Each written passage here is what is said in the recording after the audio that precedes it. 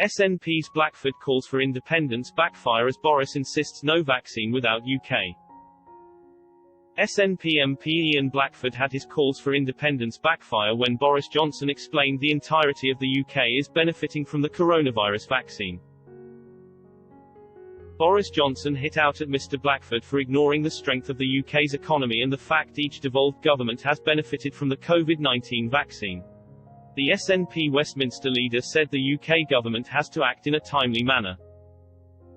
Speaking to Parliament, Mr. Blackford said, "I think people across these islands have entered into this new year feeling a mix hope and fear. Hope that the vaccine will finally end this terrible pandemic, but real fear too about the increased cases, hospital admissions and sadly the lives lost."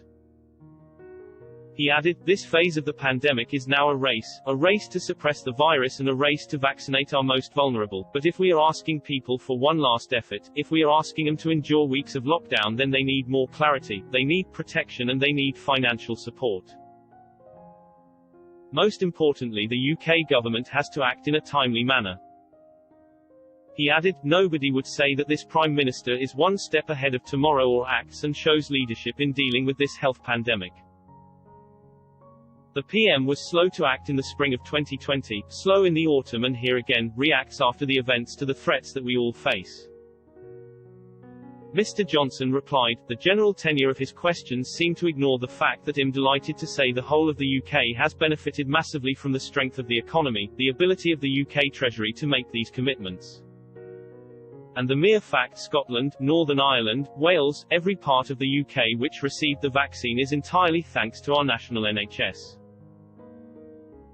That is something we can make common ground with the right honourable gentleman opposite."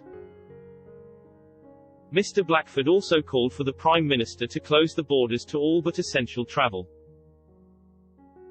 He told MPs, "On travel, is the Prime Minister prepared to learn from his government's past mistakes?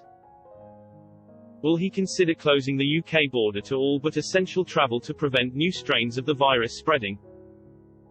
Boris Johnson replied, "As I said just now, we will make sure that we protect our borders from the readmission of the virus, and he has seen what we did already in the case of the South African strain.